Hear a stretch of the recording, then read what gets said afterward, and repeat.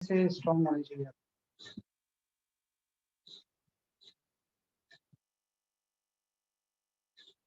सही है, निमिषा सही है। साइन -20 लिखना, तो मिरर के सामने होगा, वैसे सही है ना? सही है, -20 इज द करेक्ट आंसर, है ना? -20 जो होगा वो आपका करेक्ट आंसर है ना? तो सही है। इसमें देखो, आप जब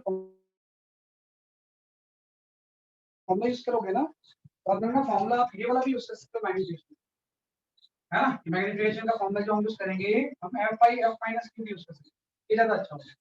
तो इसने बोला जब डिस्टेंस 25 थी, है ना, जब डिस्टेंस 25 थी तो मैग्नीफिकेशन m1 था।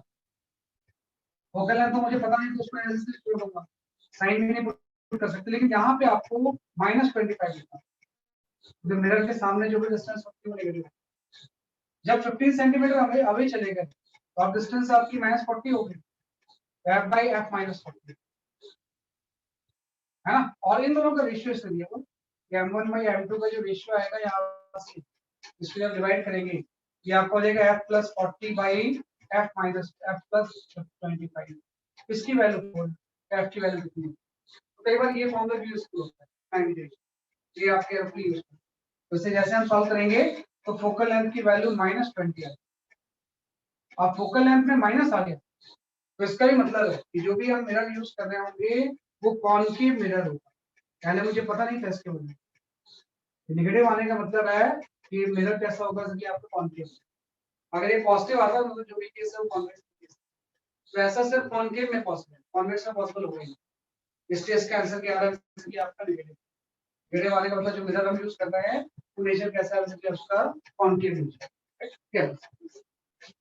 ये भी थोड़ा सा ध्यान रखना, ये फॉर्मूला भी कई बार हम यूजली यूज करते हैं।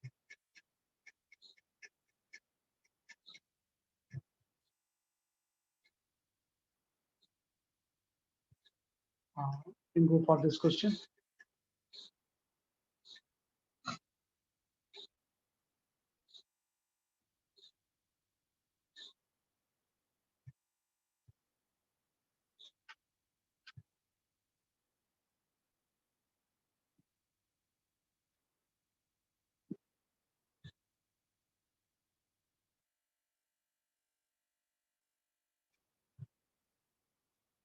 दोनों इमेज कॉन्साइड कर रहे हैं, थोड़ा सा इसके लैंग्वेज में गड़बड़ है।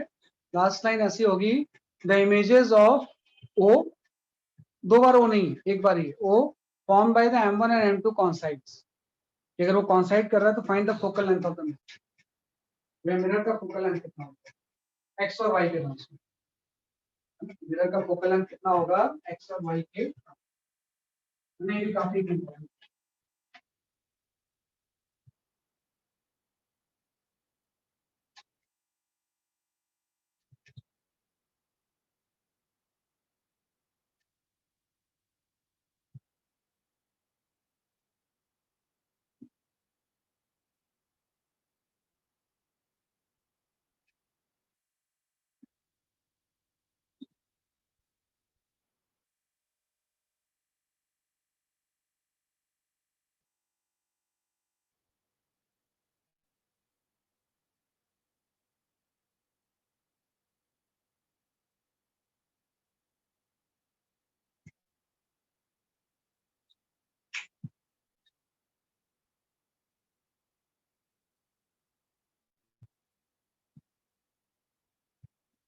ज्यादा इस डायग्राम से क्लियर होगा।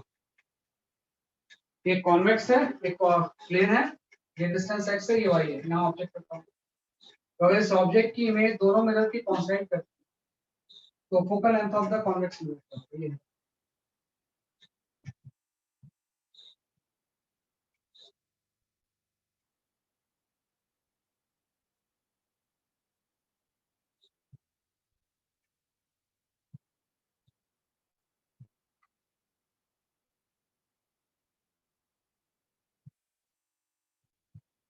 सही है, उनके सही है आपका आंसर।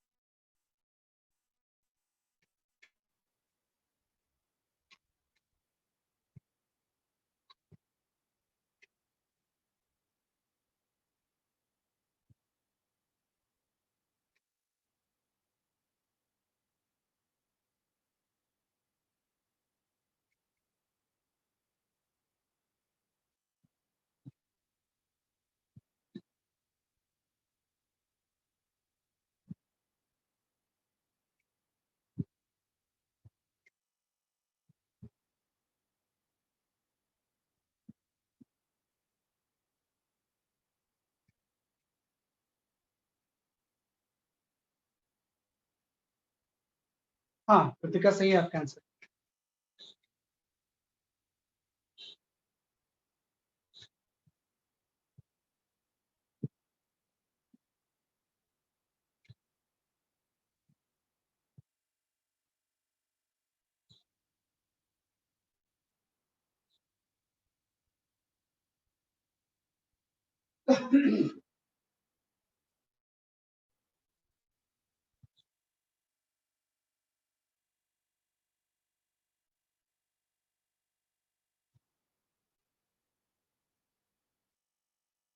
दिव्यांश सही है।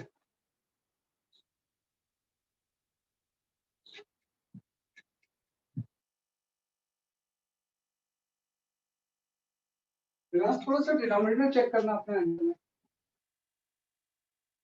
नीचे एक्स आएगा या वाई आएगा, वो चेक कर लो। नीचे एक्स है या वाई आ रहा है, पुलकित और उसमें तो वाई आ रहा है, आपने एक्स भेजा, मेरे ख्याल से वाई होगा, डिनोमिनेटर में 2 वाई आएगा। हाँ निमिषा सही आंसर आप।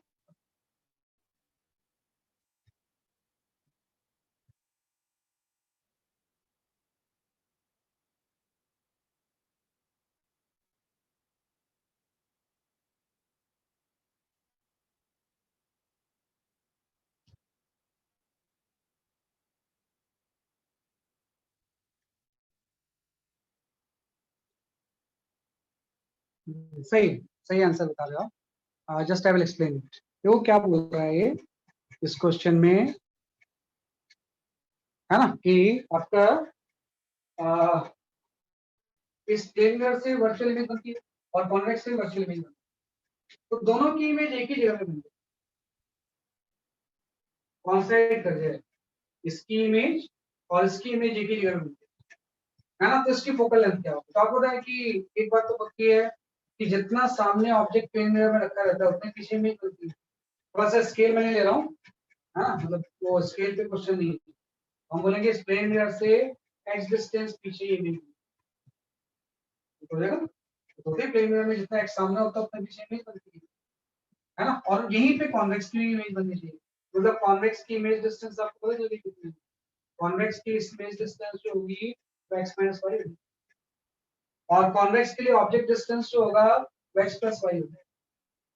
तो आपको इधर निकालना है कि अगर कॉन्वेक्स के लिए object distance x plus y है, इमेज डिस्टेंस अगर x माइनस वाई है, तो इसका फोकल लेंथ कितना होगा। इसे तो फॉर्मूला यूज करो, 1/f equal to 1/v, v तो पॉजिटिव है, प्लस 1/u, u नेगेटिव है। इसको आप सॉल्व करो, तो फोकस लेंथ की जो वैल्यू होगी वो x square minus y square by 2y।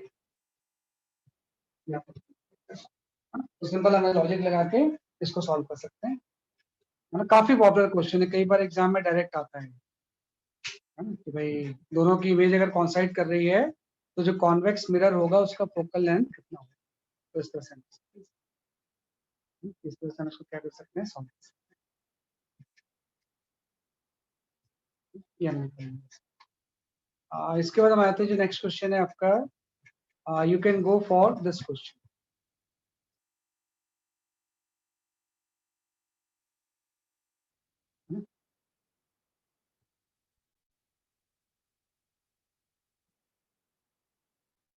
हाँ अगर कॉनकेव होगा तो ऑब्जेक्ट को बीच में प्लेस करना होगा, बिल्कुल सही है, बिल्कुल सही, सही बोल रहे हो। वो देखना पड़ेगा मुझे कॉनकेव मिरर में कैसे ये केस पॉसिबल होता है ना? सही बात है, फिर तो रियल इमेज बनाएंगे उसकी हम। या ऑब्जेक्ट डिस्टेंस, ऑब्जेक्ट जो होगा वो कॉनकेव के बीच में होगा, वो भी हो सकता है ना? आप देख लीजिए फोकस लेंथ वैसे तो पॉजिटिव है, अगर नेगेटिव होगी तो उसके लिए क्या कंडीशन आएगी मैं बता देता हूँ यहीं पे आप, है ना। चलो इस क्वेश्चन को कर लो, तो इसके बाद मैं एड्रेस कर दूंगा इसी में।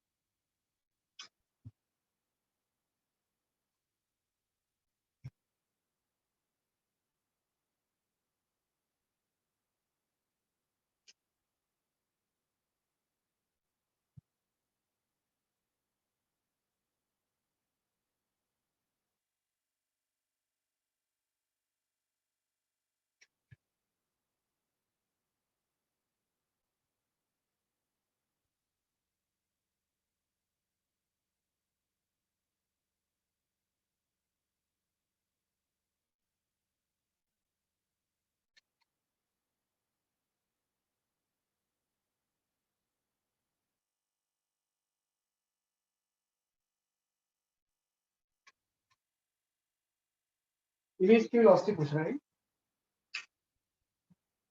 4 सेकंड बाद ड्रॉपिंग के क्या इमेज की वेलोसिटी है।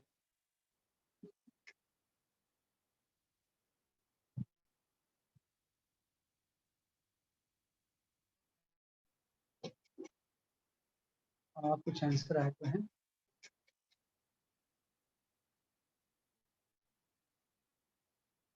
हाँ सही आंसर आपका, क्योंकि सही है आपका आंसर। शुरू में काइनेटिक्स लगेगा, बाद में हम उसको कर देंगे, उसमें यूज कर लेंगे, उसमें ऑप्टिक्स का फॉर्मूला यूज कर लेंगे वेलोसिटी ऑफ द इमेज।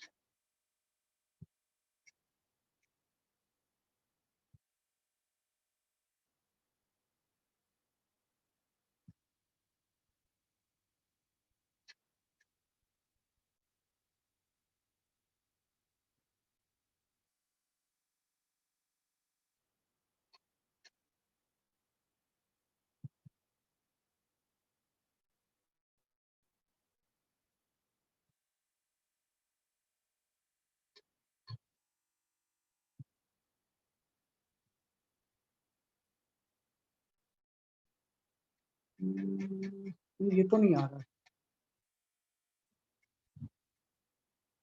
हाँ प्रणाम कुमार झा, साइन आपका आंसर तो सही है लेकिन साइन सही नहीं लिख रहे हो शायद,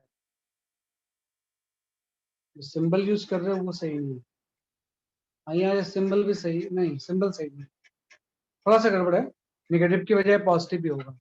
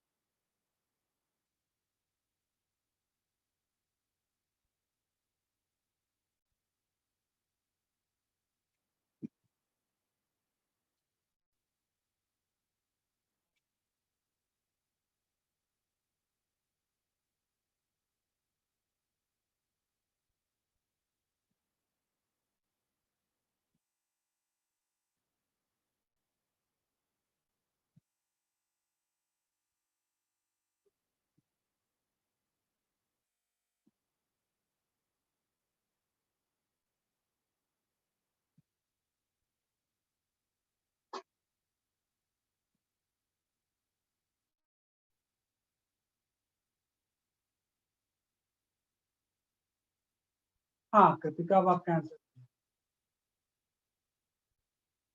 मैं बताता हूँ, आई जस्ट एक्सप्लेन। देखो इसने क्या बोला हुआ है कि बलून से ना, जब ये बलून 15 मीटर पर सेकंड की हाइट पे थी और 20 मीटर पर सेकंड से ऊपर जा रही थी, वहां पे आपने एक स्टोन ड्रॉप किया, तो स्टोन की इनिशियल वेलोसिटी वही होगी जो बलून की होगी, है ना? तो कॉन्सेप्ट पता ही है, इनिशियल वेलोसिटी इसकी वही होगी जो बलून की होगी। 4 सेकंड बाद ये अगर कोई ऑब्जेक्ट है तो इसकी जो इमेज बनेगी उसकी वेलोसिटी क्या होगी, इसने इसने जो पूछा हुआ है वो वेलोसिटी ऑफ द इमेज पूछा हुआ है, ये पूछा है ना? तो आप देखो 4 सेकंड बाद पहले ऑब्जेक्ट की वेलोसिटी निकाल लेते हैं। 4 सेकंड बाद ऑब्जेक्ट की वेलोसिटी निकालने का मतलब हम यूज कर लेंगे v स्क्वायर भी u plus at।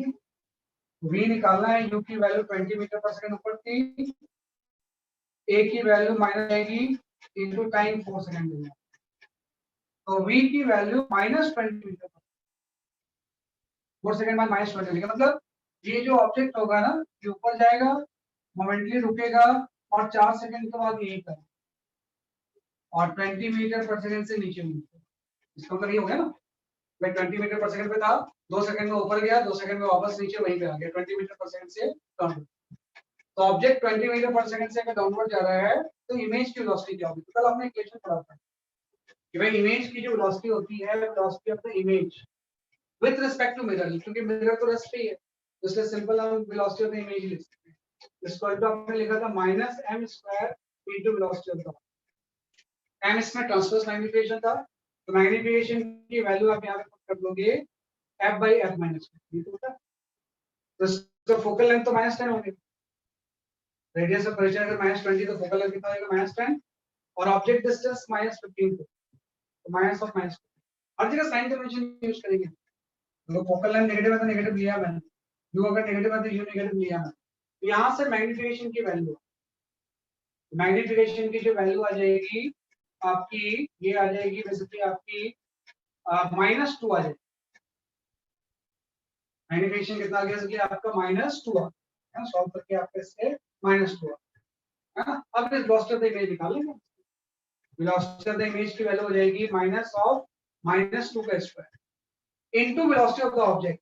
Velocity of the object will downward in ये -20 मीटर पर सेकंड है ना। तो इससे सॉल्व करके velocity of the image positive आ जाएगी 80 मीटर। मतलब इसकी इमेज जो भी होगी, मान लो ऑब्जेक्ट यहाँ पे है, इसकी इमेज अगर यहाँ पे कहीं पे बनती है वो पता नहीं है, पोजीशन के हिसाब से आप देख लें। हाँ भाई ये जो 15 है और इसका जो फोकस है वो तो क्या नहीं है यहाँ पे, है ना। तो मतलब बियॉन्ड में जो भी इसकी इमेज होगी वो 80 से ऊपर जाए, हाँ तो मतलब 80 मीटर पर सेकंड से कितना मूव कर रहा होगा इमेज इसका अप, ये इसका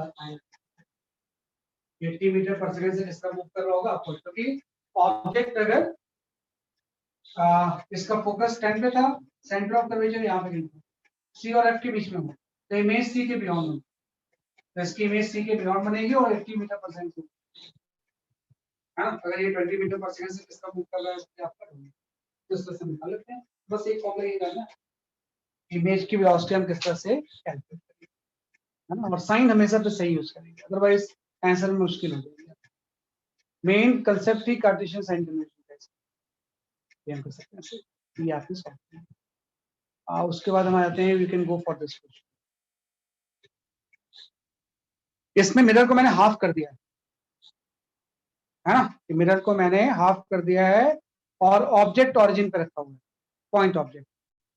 तो इसकी इमेज के कोऑर्डिनेट क्या होंगे, मिरर को हाफ करके 1 मिलीमीटर ऊपर उठा दिया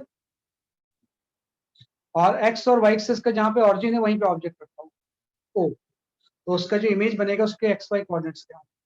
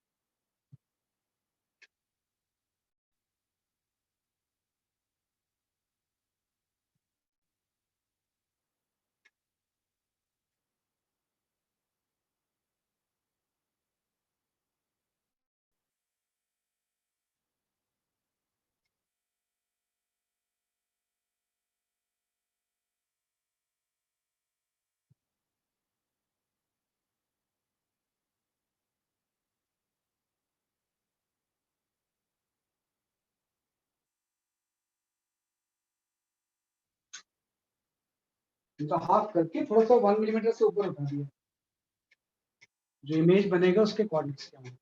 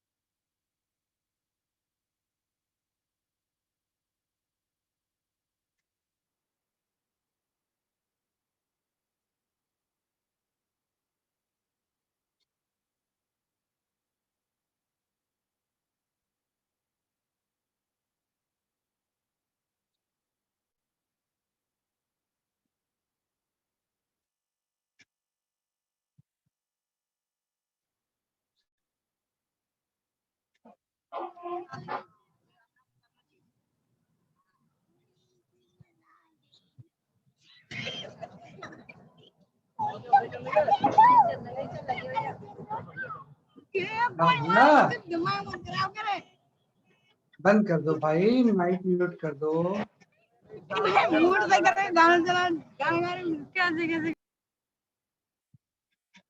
माइक म्यूट कर दो बच्चों।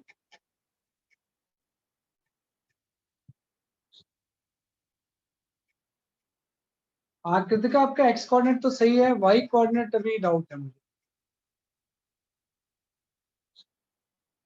एक मिनट चेक कर लेता हूँ एक्स एंड वाई कोऑर्डिनेट कितना आ रहा है। सही है, सही है आपके दोनों आंसर। अब सही हो गया, एक्स एंड वाई कोऑर्डिनेट दोनों सही है ना। तो एक्स और वाई कोऑर्डिनेट दोनों क्या है कि आपके करेक्ट सही, एकदम सही आंसर। और वन को भी तो एडजस्ट करना पड़ेगा ना।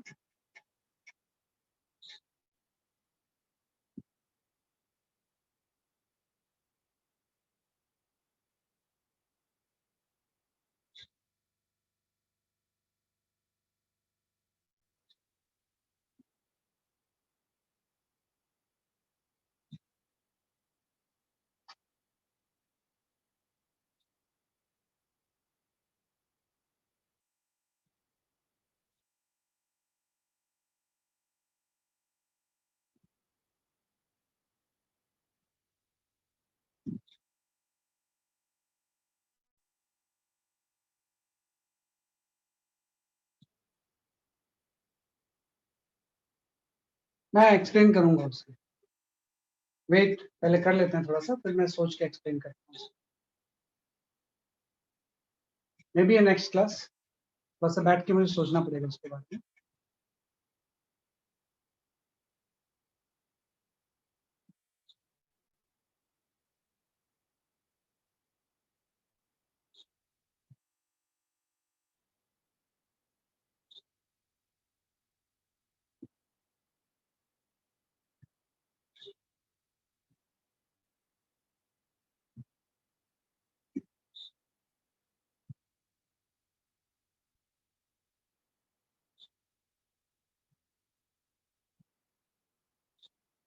हाँ विदुषी, आपका भी आंसर सही है।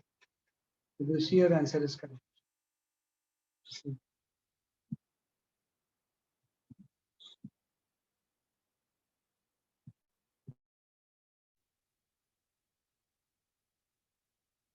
मैं एक्सप्लेन करता हूँ थोड़ा सा, है ना। आप थोड़ा सब लोग ध्यान देना, इस क्वेश्चन को एक्सप्लेन करते हैं। देखो क्या है, मिरर को कट करने से पहले, कट करने से भी ना फोकल लेंथ अनचेंज रहती है ना। भाई मिरर को अगर हम कट भी कर दें, है ना, इस तरह से कितने ही पार्ट में हम कट कर दें, है ना, कट भी कर दें तो focal length and position of image unchange.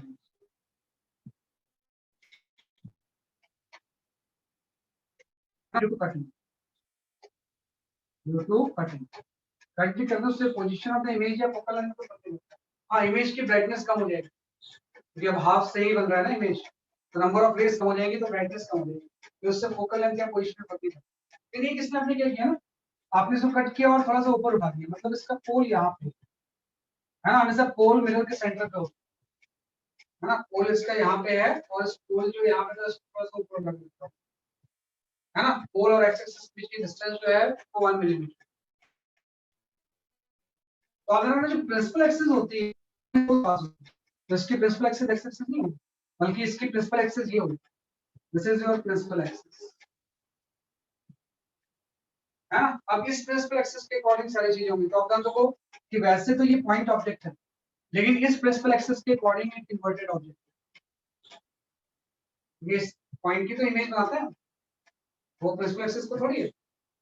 Principal axis से 1 मिलीमीटर नीचे, मतलब एक इन्वर्टेड ऑब्जेक्ट होगा 1 मिलीमीटर का, उसकी आपको इमेज बनानी है और उसके कोऑर्डिनेट निकालने हैं इस प्रिंसिपल एक्सिस के कोऑर्डिनेट। इसमें आप सबसे पहले तो मिरर फॉर्मूला लगा लो। मिरर फॉर्मूला में आपने बोला है कि इमेज की पोजीशन में कोई चेंज नहीं है, आप लिख दोगे 1/v + 1/u = 1/l। 1/v मुझे निकालना है, 1 by u की वैल्यू -10 और फोकल लेंथ इसका -15 है ना, तो इससे आप v निकालो, है ना। तो यहाँ से जो v की वैल्यू आएगी वो आपकी आ जाएगी, कितनी आ जाएगी v की वैल्यू भाई 30 v कितना 30 वैसे सॉल्व करके, हाँ v + 30 आ जाएगा। अभी आपने सॉल्व किया v की वैल्यू +30 सेंटीमीटर, है ना, v + 30 आ गया। लेकिन वही बात है कि अब उसकी मैग्नीफिकेशन भी देखना पड़ेगा ना आपको, इन्वर्टेड ऑब्जेक्ट 1 मिलीमीटर का है तो उसका इमेज कैसा बनेगा, तो मैग्नीफिकेशन निकाल लो। मैग्नीफिकेशन होता है -v/, तो माइनस v की वैल्यू जो होगी वो +30 होगी और u की वैल्यू -10, मैग्नीफिकेशन +3 होता है। मतलब जो इमेज बनेगी ना इस केस में आप लिखोगे height of the image by height of object equal to 3 हो जाएगा। तो हाइट ऑफ द इमेज में निकालनी है 1 सेंटीमीटर, है माइनस कितना हो जाएगा आपका 1 मिलीमीटर या 0.1 सेंटीमीटर इक्वल टू आपका हो जाएगा 0.01 हाइट ऑफ द, हाँ 0.01 अच्छा पॉइंट,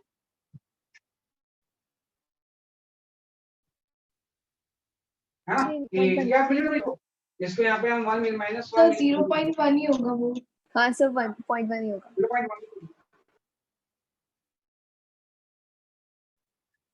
0.1 आपका आ गया और ये आपका आ गया 3 और ये माइनस है, तो हाइट ऑफ द इमेज जो होगा वो भी माइनस आ जाएगा 0.3 सेंटीमीटर में ले लेते हैं। तो हाइट ऑफ द इमेज में नेगेटिव आ गया, तो आपको ध्यान रखो क्या होगा, इसका जो इमेज बनेगा इसके इमेज इसके पीछे 30 पे बन जाएगा यहाँ से,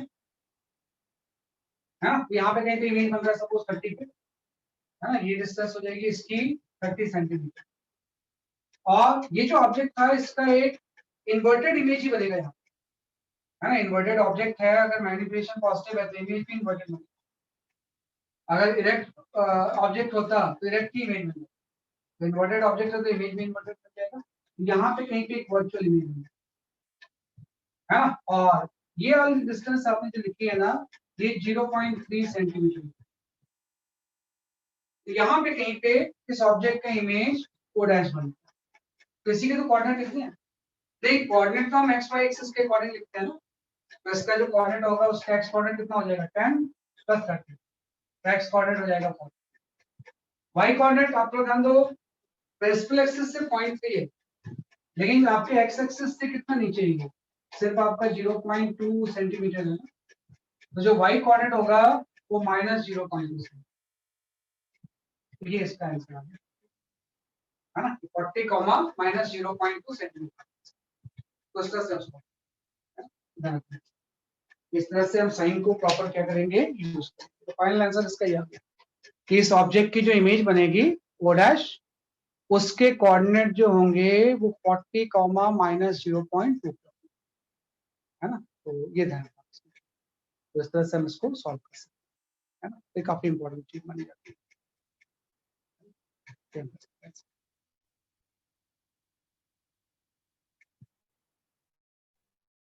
ये आपका, ये आप प्रोसेस में सॉल्व कर सकते हैं।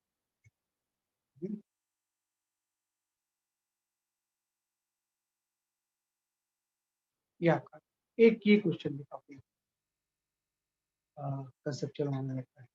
आपने लिख लिया था ना इसे, या मैं फिर से शेयर कर दूं बोर्ड? कोई नहीं, मैं फिर अब नहीं करूंगा, पहले अब इसको सॉल्व कर लो, या एक बार शेयर कर देता हूँ मैं थोड़ा सा इसको देख लो।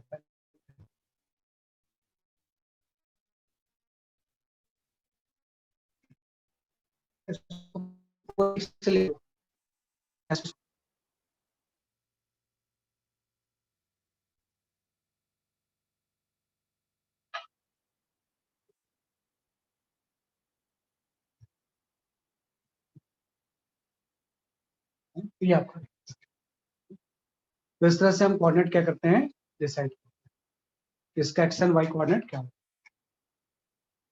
है। इसके बाद हम आते हैं you can go for this question.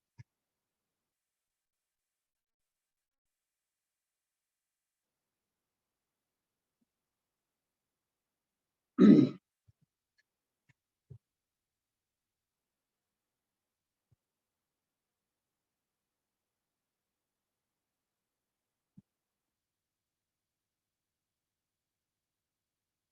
ये लॉन्गिट्यूडनल की बात कर रहा है, ये किसकी बात कर रहा है? ये लॉन्गिट्यूडनल।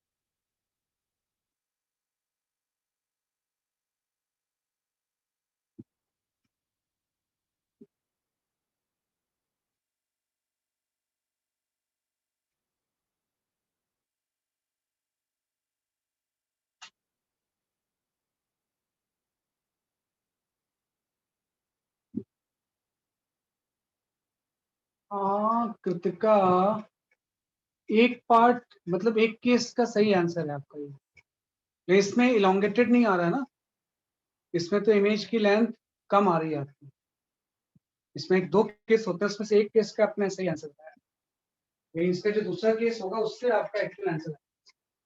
इसमें दो केसेस मिलेंगे। क्वेश्चन पूछा रियल एंड लॉन्गेटेड पे होगा तो क्या है? आपका रियल एंड शॉर्ट एंड वाला आंसर आ गया।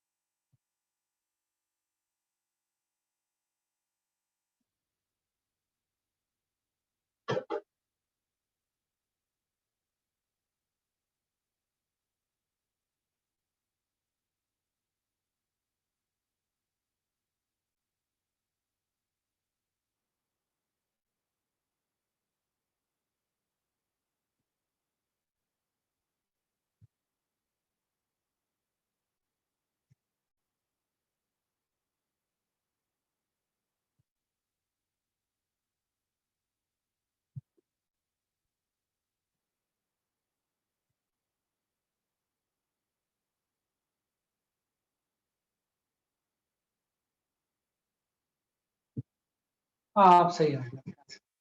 नाउ आंसर इज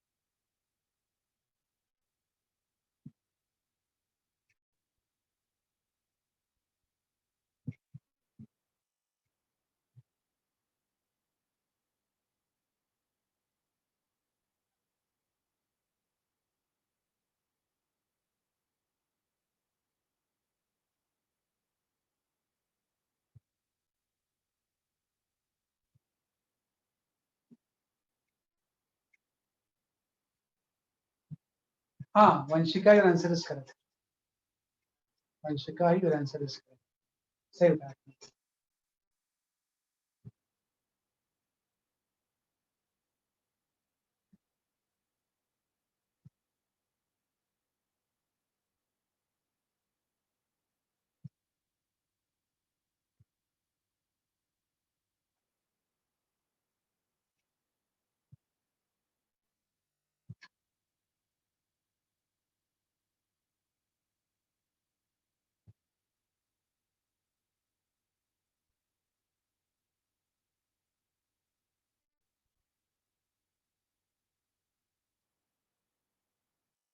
ठीक है, चलो मैं एक्सप्लेन करता हूँ।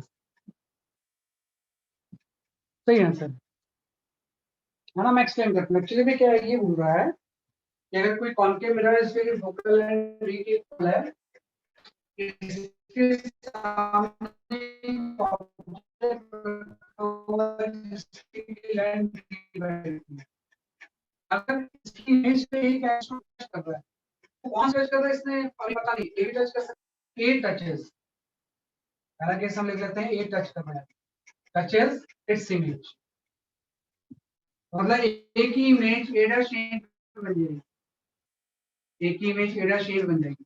तो ऐसा तभी होता है जब ऑब्जेक्ट कहां पे रखा होगा, सेंटर ऑफ कर्वेचर, भाई ऐसा तभी होगा जब ऑब्जेक्ट कहां पे रखा होगा, सेंटर ऑफ कर्वेचर, तो वहीं पे इमेज बनती है।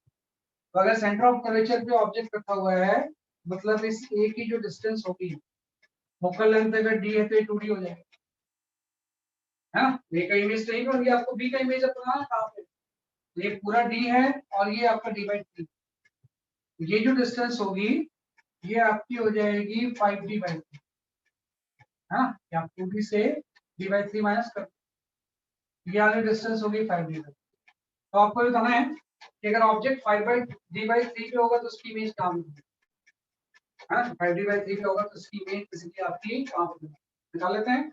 1/b मुझे निकालना है, u की वैल्यू आपकी -5d/3 और फोकल लेंथ जो है वो -d, हाँ, फोकल लेंथ की वैल्यू कितनी आ सकती है आपकी -d, यहाँ से 1/b की वैल्यू आ गई 3/5d माइनस 1/b,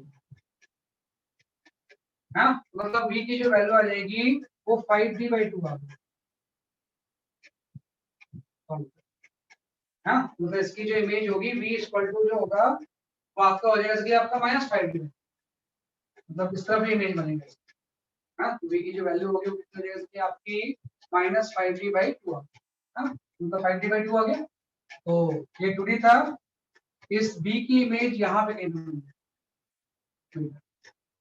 और ये जो डिस्टेंस होगी ये 5d/2, हाँ, और बस बात है यहाँ पे एक इमेज बन गया।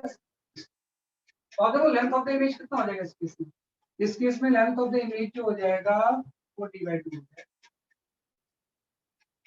हाँ, ये लेंथ ऑफ द इमेज जो होगा वो कितना हो जाएगा, इसलिए आपका d/2 हो जाएगा। और सही बात है, d/3 की इमेज d/2 बन गई, मतलब इलॉन्गेटेड हो गई ना, तो ये सही आंसर है, आंसर इसका d/2 इलॉन्गेटेड, है ना, d/3 ऑब्जेक्ट था, इसकी इमेज d/2 लेंथ की बनी, मतलब ये इलॉन्गेटेड हो गया, ये तो होता है लॉन्गिट्यूडनल मैग्नीफिकेशन।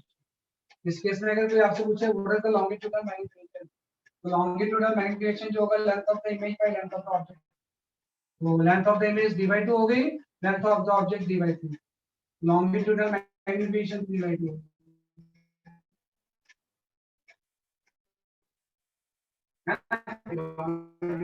मैग्नीफिकेशन का है आपका 3/2। एक केस अपने ये जो टच लिया है हो सकता है हम बोल सकते हैं बी टचेस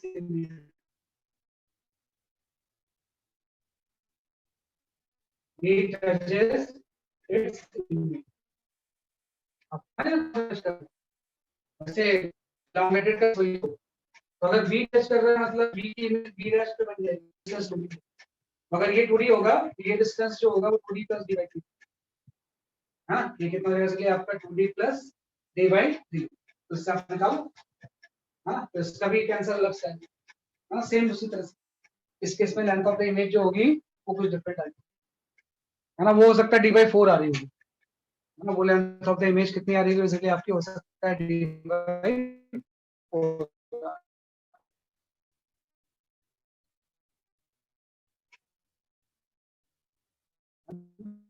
तो ये आपका आंसर है। 1 by 70 इक्वल टू -1। तो इससे v की वैल्यू आ जाएगी। ये जो v होगा इस केस में कितना होगा, तो उससे जो लेंथ ऑफ द इमेज होगी वो आपकी d/4 है। एक केस में लेंथ d/2 आ रही है, एक केस में d/4 तो elongated वाला केस हो जाएगा। आंसर फाइनली d/2 है ना। ये होता है लॉन्गिट्यूडनल मैग्नीफिकेशन। उस तरह से करते हैं।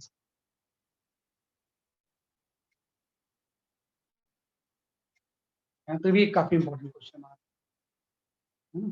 तो ऐसी क्वेश्चन के थ्रू ही हम इसमें आगे बढ़ सकते हैं, है ना, कि भाई इसमें कोई थ्योरी बहुत ज्यादा थोड़ी होती है, थ्योरी तो शुरू के फॉर्मूले होते हैं, क्वेश्चन के थ्रू चीजों को हम सीखते जाते हैं। तो इस तरह से दो केस होते हैं इसमें। इसके बाद हमारे नेक्स्ट जो क्वेश्चन है, ये हो गया, ये हो गया, ये हो गया। हाँ, एक ये मल्टीपल मिरर वाले, you can go for the 2 mirrors. और टाइम लेके इसको सॉल्व करना अच्छे से, कोई जल्दबाजी की जरूरत नहीं है।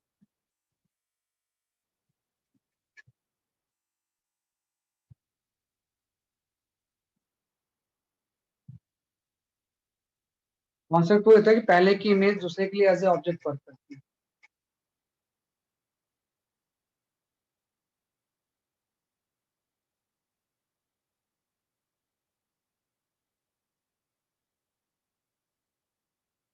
और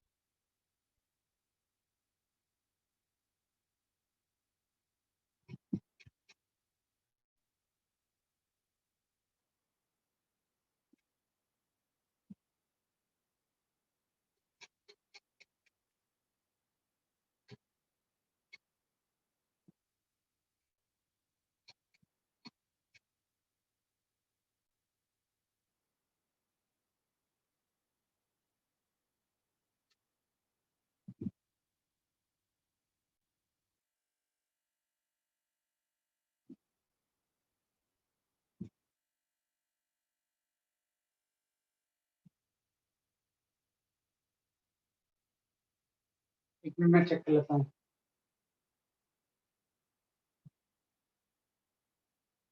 एक्स तो सही है, वाई में थोड़ा गड़बड़ आ रहा है। कृतिका एक्स आपका सही है, वाई में थोड़ा मिस्टेक। तो नहीं, फिर से आप 2 एडजस्ट करना भूल गए।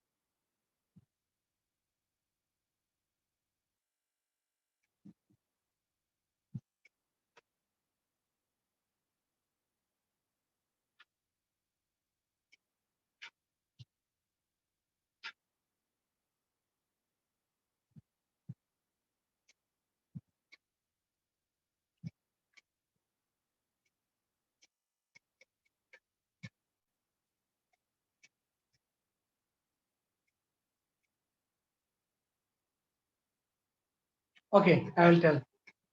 है ना, मैं बताता हूँ, थोड़ा ध्यान से इसको देखना, इसमें सारे क्वेश्चंस क्लियर हो जाएंगे। कैसे हम इसको सॉल्व करते हैं, देखो क्या है, क्वेश्चन में ऐसे दिया हुआ था कि एक कॉन्केव मिरर है 15 सेंटीमीटर का, एक कॉन्वेक्स मिरर है 20 सेंटीमीटर। आप देखो कॉन्केव का पोल P1 है जो कि एक्स एक्सिस है, उसकी प्रिंसिपल एक्सिस है। नहीं, जो कॉन्वेक्स है उसका पोल P2 है, उसकी प्रिंसिपल एक्सिस एक्स एक्सिस नहीं है बल्कि उससे 2 mm ऊपर है। और एक और P कोई पॉइंट यहाँ पे रखा हुआ है ना, और P पॉइंट की जो डिस्टेंस है ना, ये जो P पॉइंट की डिस्टेंस है वो आपको दी हुई है ना, ये P पॉइंट की डिस्टेंस है वो आपकी दी हुई है 30 सेंटीमीटर। यहाँ से 20 मतलब यहाँ से 30 हुई। इस P पॉइंट की जो इमेज बनेगी फाइनल इमेज, उसके कोऑर्डिनेट क्या होंगे? फर्स्ट रिफ्लेक्शन कॉन्केव पे लेना है, सेकंड कॉन्वेक्स पे लेना है। ये क्वेश्चन में दिया है। तो देखो वैसे ही पॉइंट ऑब्जेक्ट है, लेकिन इस प्रिंसिपल एक्सिस के अकॉर्डिंग तो ये एक डायरेक्ट ऑब्जेक्ट हो जाएगा जिसकी हाइट 0.2 सेंटीमीटर हो जाएगी। ये मेन चीज। पहले तो हम इससे इमेज बना देंगे, पहले हम इससे इमेज बना देंगे, जैसे कि आपका अगर ये P पॉइंट है तो इसकी इमेज कहाँ बनेगी, तो बना लो यहाँ पे कि जैसे मैं इससे इमेज इसकी बनाऊंगा, है ना, तो आपको पता है कि यहाँ से हम फॉर्मूला यूज कर लेंगे 1/v + 1/u। u की वैल्यू इस केस में -20 हो जाएगी, हाँ, ये कॉन्केव से उसकी डिस्टेंस 20 सेंटीमीटर होगी, इक्वल टू 1/f, f की वैल्यू -15 होगी।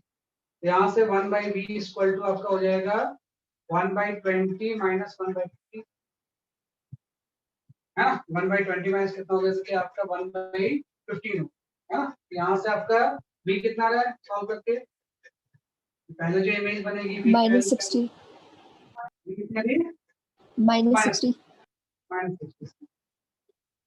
मतलब उससे जो इमेज बनेगी ना वो -60 में बनेगी। और ऑब्वियस बात है कि अब मैग्नीफिकेशन की भी हम बात करेंगे, मैग्नीफिकेशन इक्वल टू -v/u होता है, -60 बाई -20,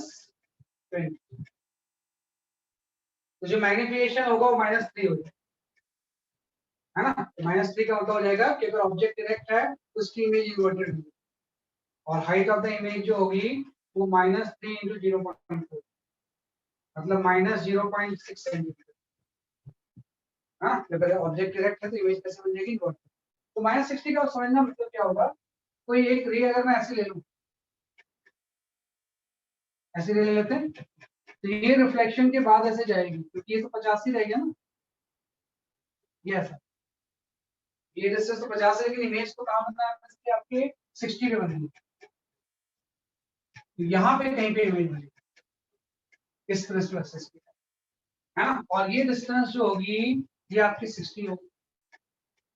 अगर ये मिरर नहीं रहता, रे इस तरह से रिफ्लेक्ट होकर चली जाती है ना, और वहां पे जाके इमेज क्या करती है, आपकी फॉर्म करती नाम था, फिर बीच में मिरर आ गया, ऑफ कोर्स तो ऐसा नहीं होगा, तो हम बोलेंगे 50 सेंटीमीटर, ये 60 सेंटीमीटर, यहाँ पे इमेज कोई आई डैश बन जाती है, सिर्फ इस मिरर, सिर्फ इस मिरर की इमेज क्या बन जाती है, जैसे कि आपकी आई डैश, और उसकी जो डिस्टेंस होती है वो -0.6 होती है, मतलब यहाँ पे एक इमेज ऐसी बन जाती है 0.6, 0.2 का इन्वर्टेड इमेज यहाँ पे।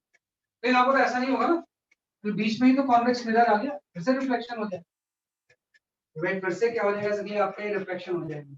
तो फाइनल इमेज के लिए हम बोलेंगे अब I dash as a object work, तो फाइनल इमेज के लिए now I dash work as a object, ये क्या होता है, now I dash work as object. ये पहले की जो इमेज होगी दूसरे के लिए कैसे वर्क करती है, एज ए ऑब्जेक्ट। तो इस लाइन को हम एज ए सॉलिड लाइन नहीं बनाएंगे, बट तो तब होता जब यहाँ पे मिरर नहीं होता, यहाँ से इसको डॉट लाइन बनाएंगे, इसके लिए एज ए वर्चुअल ऑब्जेक्ट की तरह वर्क, कैसे वर्क करेगा, एज ए वर्चुअल ऑब्जेक्ट, है ना। अब इसकी इमेज कहाँ बनेगी, फिर से एक बार फॉर्मूला लगाना पड़ेगा, फिर से जब हम फॉर्मूला लगाएंगे तो फर्स्ट केस में तो आपने ये लगाया, ये आपने लगाया कॉन्केव के लिए,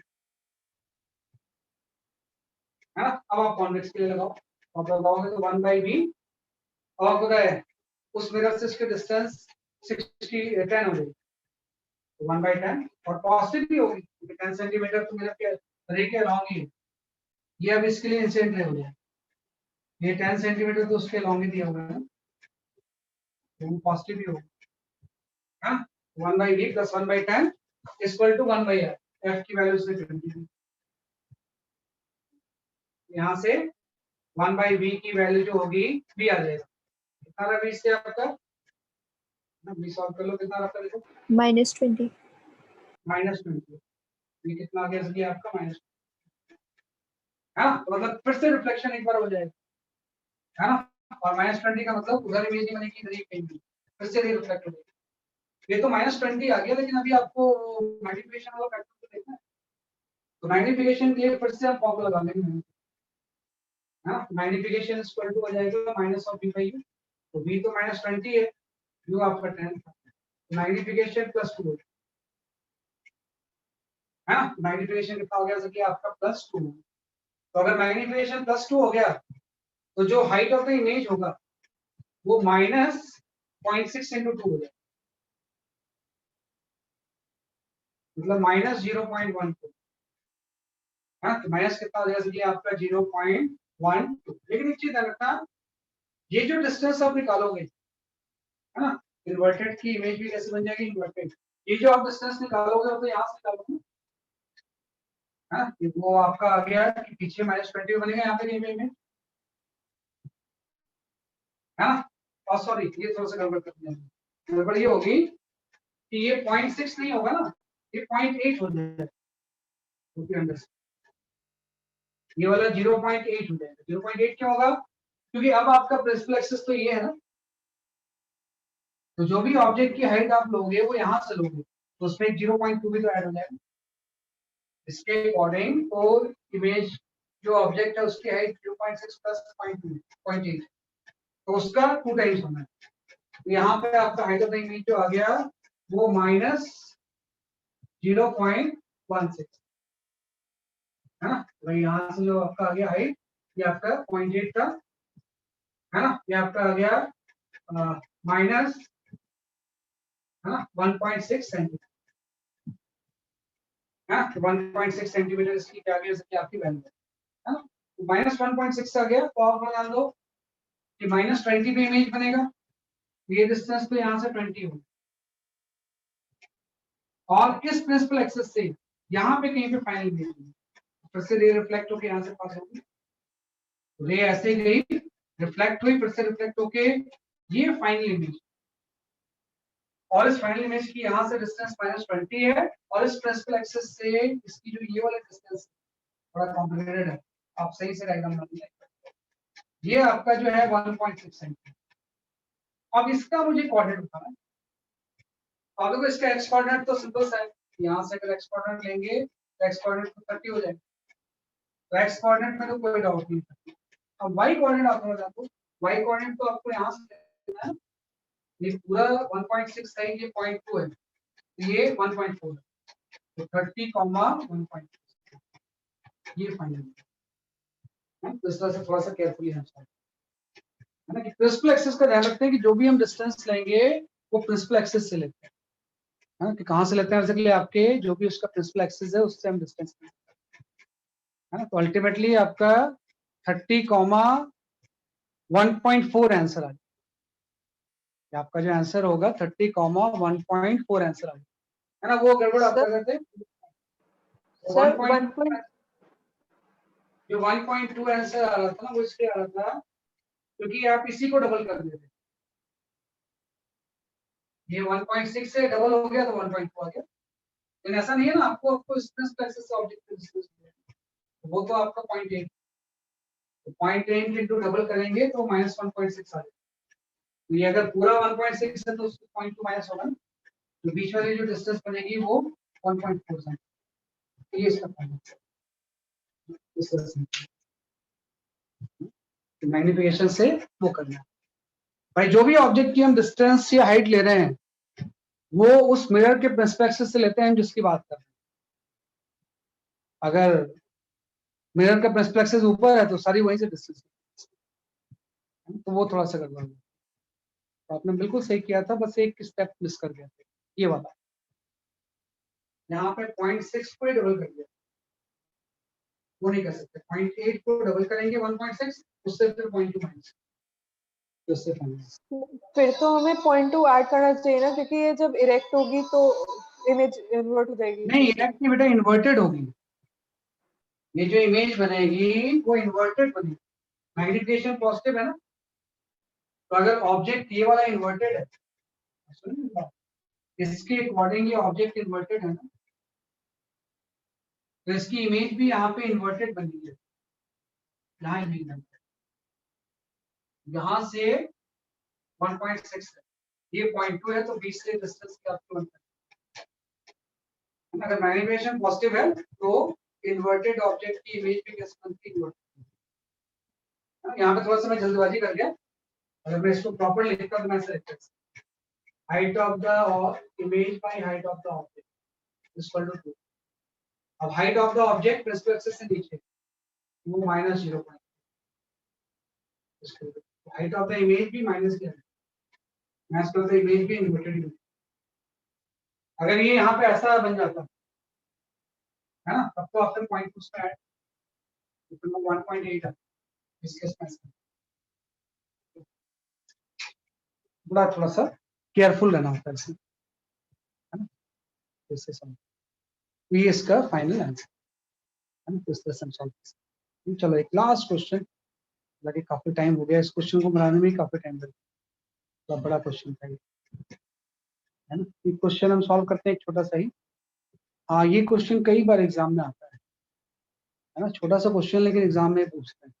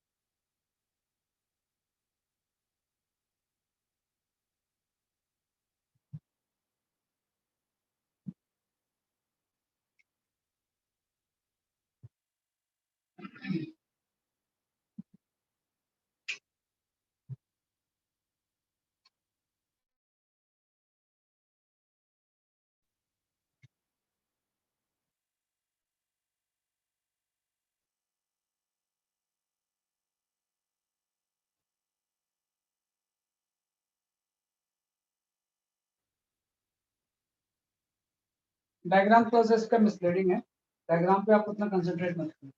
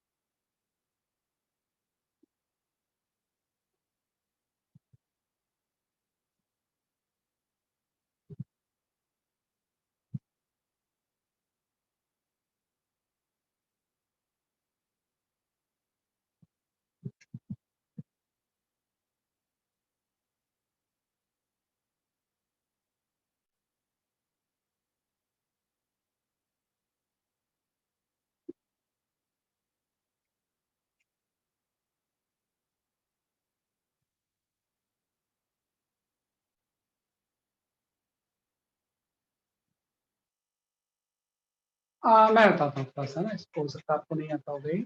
जैसे आसान क्वेश्चन होता है एकदम, लेकिन ये थोड़ा सा इसकी नॉलेज होनी चाहिए। मैं बता देता हूँ, देखो क्या है कि कंसेप्ट होता है जैसे पैरेक्सियल रेस है और प्रिंसिपल एक्सिस के पैरेलल है, तो ये सारे इंटरसेक्ट करती हैं फोकस।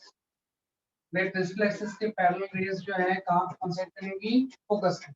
लेकिन ऐसी कोई रे जो कि पैरेक्सियल है, आपस में पैरेलल है, लेकिन प्रिंसिपल एक्सिस के पैरेलल है, तो ये कहाँ पे कॉन्सेप्ट, ये प्रिंसिपल एक्सिस के पैरेलल रेस जो होती है वो हम सब ऐसा फोकस पे मीट करती है।